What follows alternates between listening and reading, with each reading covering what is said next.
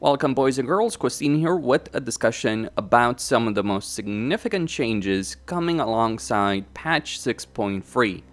Beta, I suppose you could call it at this point, for Total War Warhammer 3 Immortal Empires. I would like to mention that there are a good number of bugs right now in the patch, and there's also a number of changes that I do expect Creative Assembly to make from this version until the full release version, or even the public release version, really, with respect to patch 6.3. Does make you wonder what's going on in Creative Assembly at this point. But the first and arguably the most significant change is with regards to character traits. So this applies to lords, this applies to heroes, generic lords, non-legendary lords, non-legendary heroes. And there's been a significant overhaul of a huge amount of traits. Not all of them. I believe the dwarves, for instance, didn't get that kind of overhaul, for instance, unless we're talking about generic traits for characters, but the specific dwarf traits, not necessarily so much. So certain specific racial traits will not be affected. But if we look at noble, it is giving minus 25% upkeep, minus 25% construction time, income from buildings in a local region, and 4 melee attack for units rank 7 and above. Previously, it only gave the construction time and income from all buildings. Now, this is a character I loaded in this campaign as Carl Friend. So it will work with the load save character system, assuming you do have generic traits on them, not racial specific ones, and certainly not something, if I just use Toggle Flag of War right there just to show the map, not something that will work with the Ice Court training system, though the actual Kislev generic lord, so the Boyars, the Drazinas, will have updated traits, and they're pretty powerful. So this can mean, from my view, the benefit of this is that you will no longer have as much of a situation as you do in the current live version, which is certain characters are completely useless, certain characters are very powerful. You still have that, of course, with like High Elves, Administrator, for instance, Kislev Ice Witches, but you will have a far greater variety of lords and heroes with good traits. And this opens up a good amount of possibilities that didn't necessarily exist before because certain traits were just completely useless. But now you do have those benefits, like determined 30% character experience, immune to psychology, HP, 15 leadership. Not sure 15 leadership is that significant, but still, or perceptive.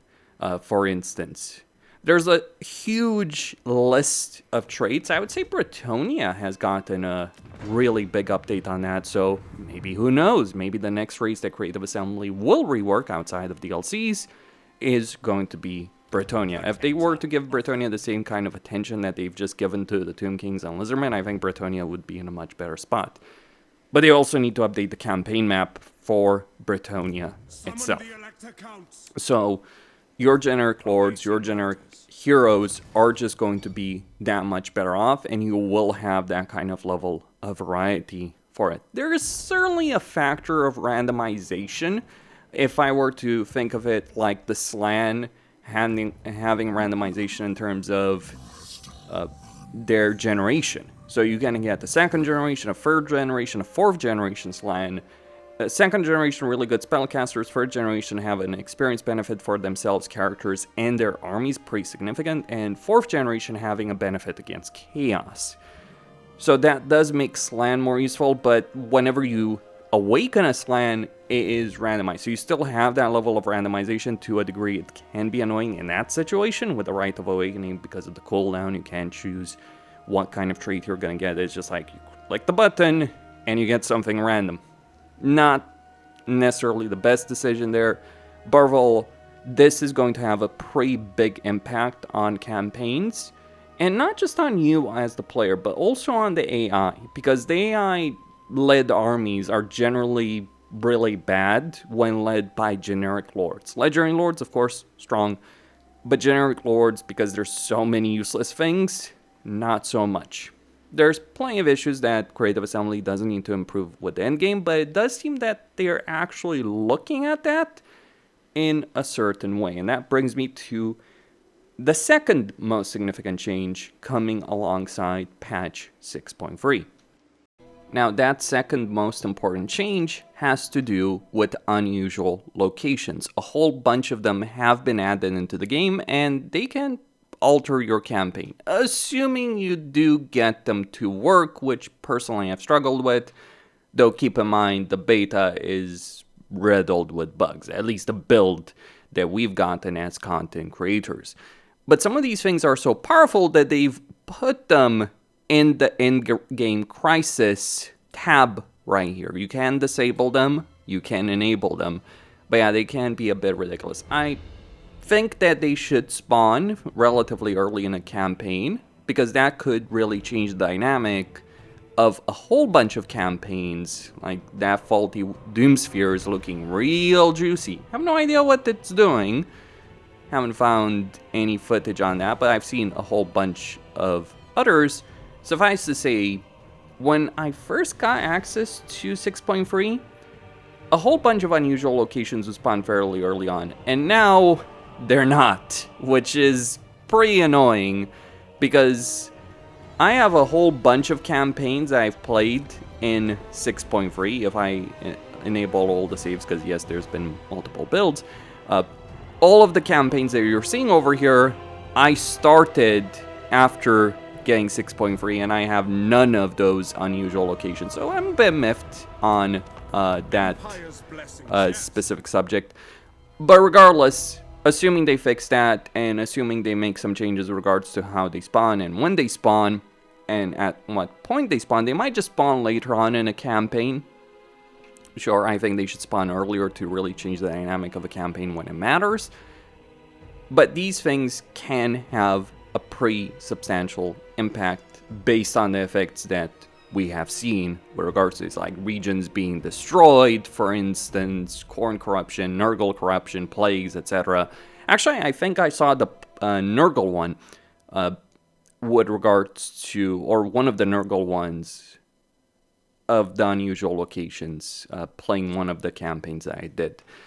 You won't necessarily care about all of these, but I do think they can have a substantial impact in terms of spicing the campaign up, and I think they would be a lot more interesting to deal with than an endgame crisis, because it's one thing to just have a bunch of AI armies spawning with high-tier units that have no upkeep. It's another thing entirely to have the entire dynamic of your campaign being changed and not just being able to use the same build, if you will, of that campaign over and over again.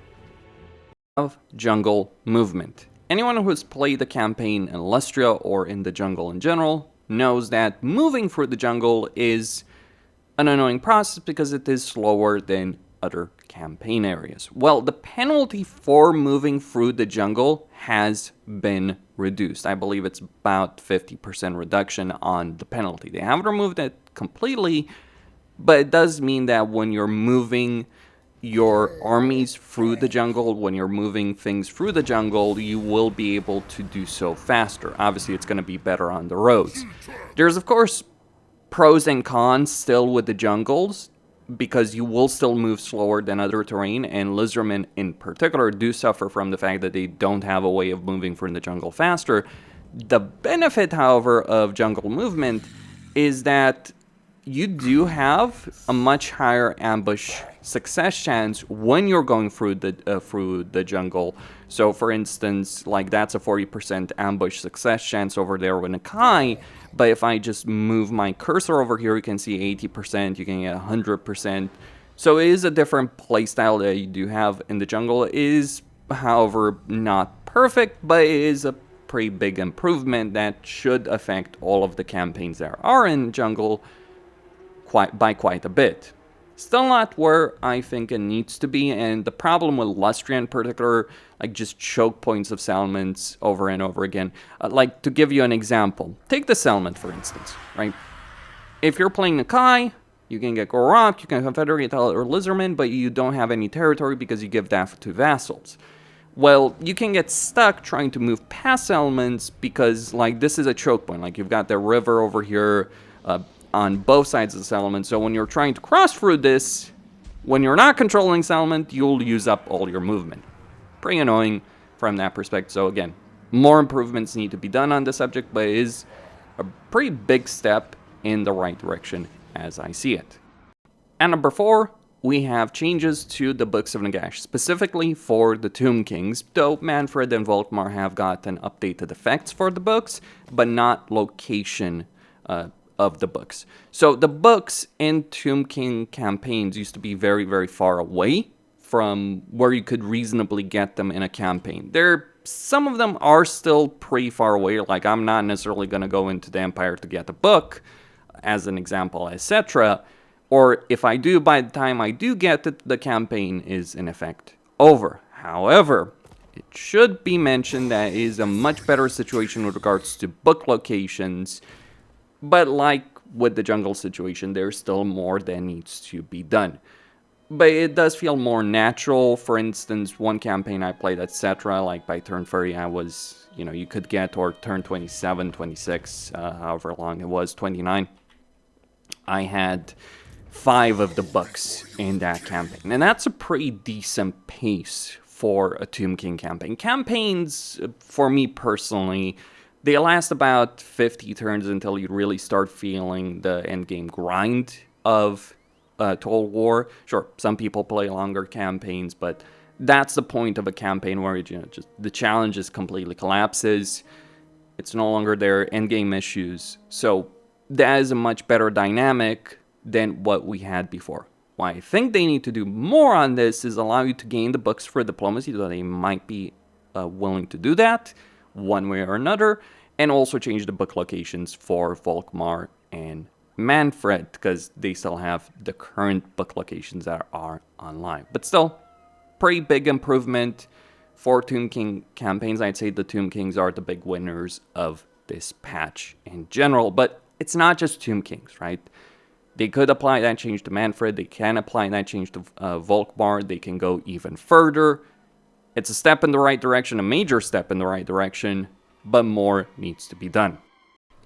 Finally, we have new voice acting for Trog, new voice lines for Albric, new lines for Wulfric, and also new voice acting for the Bretonnian generic Lord.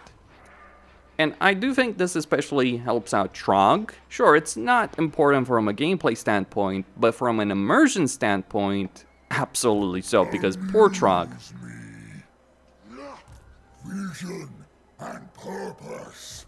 Vie to be my slave, for the alternative is death. Need I remind you whose bones were broken in my lair? Whose screams echoed through the icy caverns? I will crush your bones into a warning for the next fool who would test me. Need I remind you? I will grant you only so many breaths. Do not waste them begging for mercy. Our time has come. Need I remind you? I will grant you only... I would test my troops against you, dwarf, for you stand in my way of the south. So even contextual with respect to Malachi, for instance. I would test my troops against you, dwarf. Do not fear. I have no want of slaughter when I could simply enslave you. What brings the Kneel before your future king. Need I remind you who? I will grant you only so many breaths. With respect to Wulfric, he is still going to use a lot of his existing lines, but he does also have new dialogue. Finally, I can adorn my armor with another dense dwarf skull. I travel the world seeking a negotiation. A negotiation. How? I've little time for talking. A negotiation. How about this? I'll only need to goad you once. I kind of wish they had added that awesome dialogue that Wulfric does have with regards to dwarves. How about this? But unfortunately, not so much. Because there is a pretty awesome insult that he issued against the dwarves, though maybe you should get 1,000 grudges against him if you're playing dwarves and he does say that line. Regardless, it is pretty good what we've got, and especially with Trog, does make him more aligned to his lore as the Troll King. That's all I had to say. Costine signing out, and hopefully we'll get a bunch more bug fixes before this thing fully comes out live.